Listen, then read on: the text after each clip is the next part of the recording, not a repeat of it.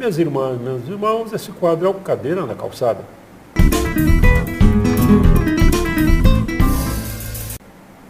Hoje, não um convidado, mas dois, porque a causa assim o quer, assim o determina.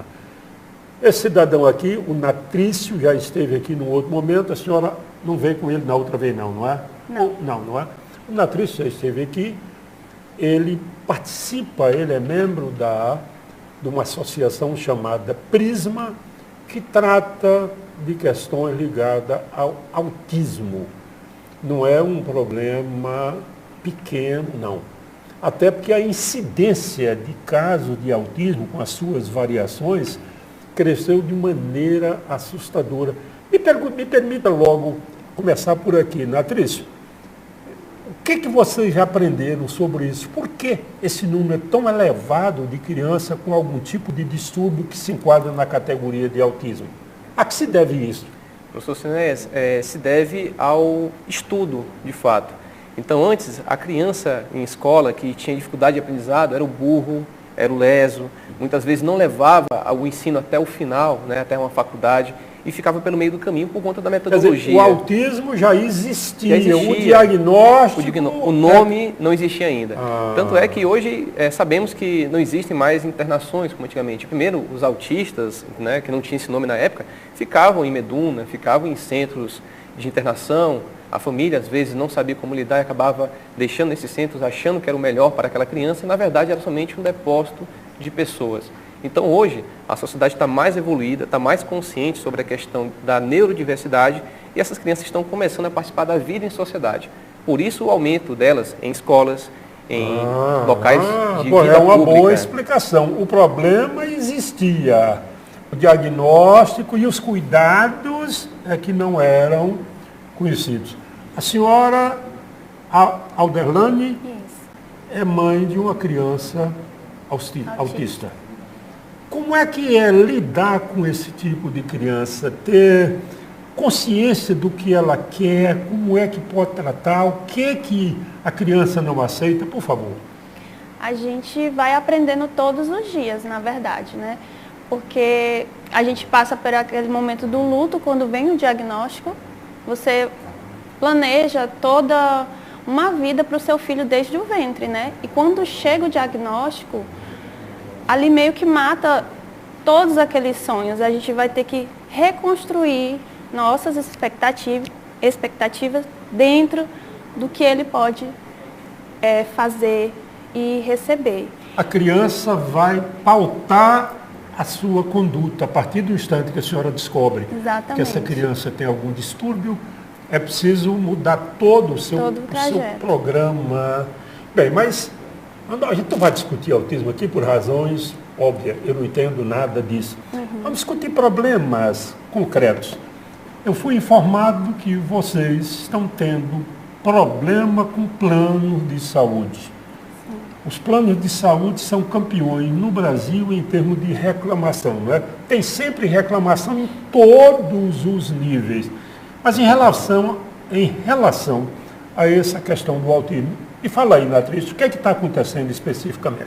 Professor Sinéas, no dia 30/5 agora, o Supremo Tribunal de Justiça vai julgar o caso do rol taxativo ou exemplificativo da ANS.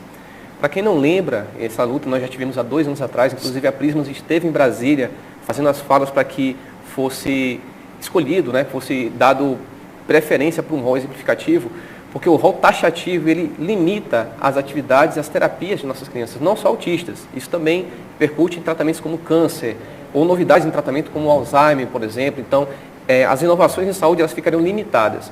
Hoje, o que nós temos de melhor para as conduções das crianças é a terapia ABA, que não consta no rol taxativo. Não está lá. Não está lá. Significa dizer, quem não se enquadrar naquela grade de opções oferecidas pelos planos de saúde, vai ficar margem. Então, as famílias vão ter que voltar toda uma luta jurídica para provar caso a caso que seu filho precisa daquela terapia, daquele tratamento que é mais eficaz segundo a ciência.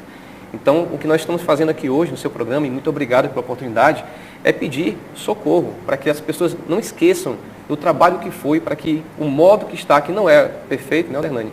Mas o modo que está agora para acolher nossos filhos, não sofra um retrocesso.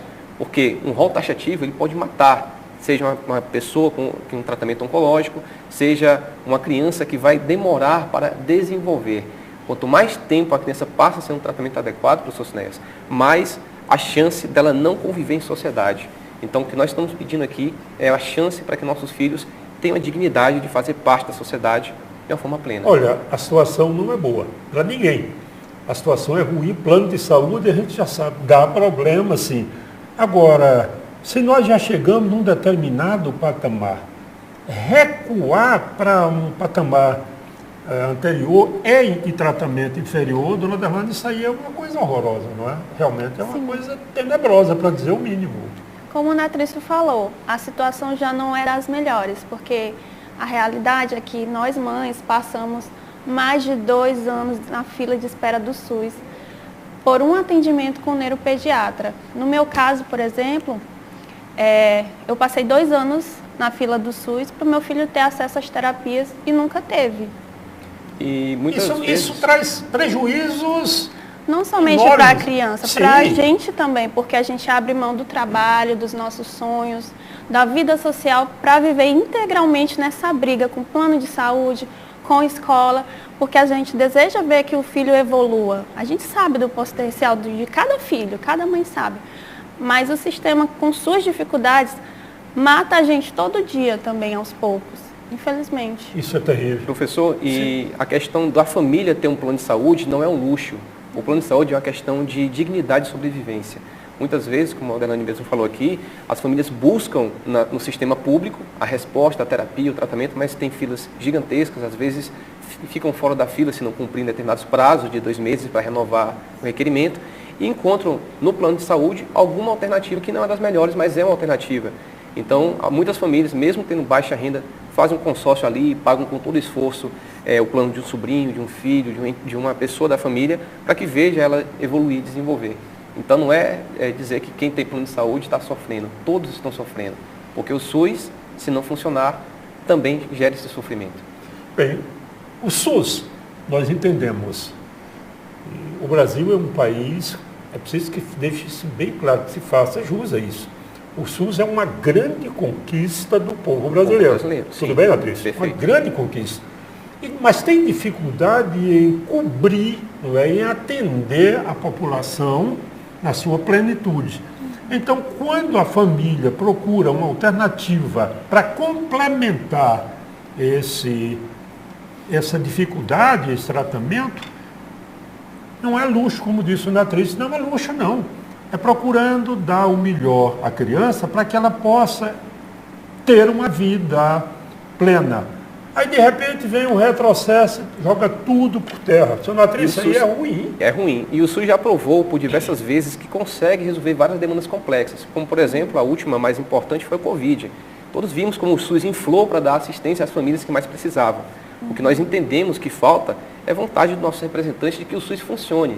Agora, para o autismo, mas não tem só autismo, tem cadeirantes, tem surdos, tem cegos, tem ostomizados, tem pacientes renais, que não são PCDs ainda, mas estão lutando para ser reconhecidos como pessoas com deficiência.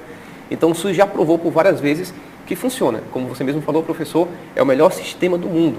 Não Falta vontade dos nossos representantes de que ele funcione plenamente, como funcionou na pandemia, como funcionou nas campanhas de imunização para evitar pólio e diversas outras situações do nosso país. Quando há uma motivação, quando há vontade, as coisas acontecem. Agora, por que se criam tantas barreiras?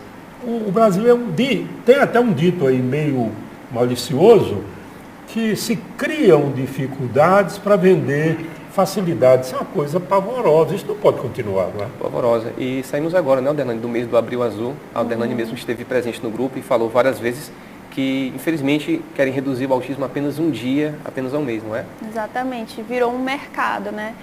Porque a realidade é dura do dia a dia. Não é só balançar a bandeira, abraçar uma criança somente no dia. A luta são todos os dias do ano.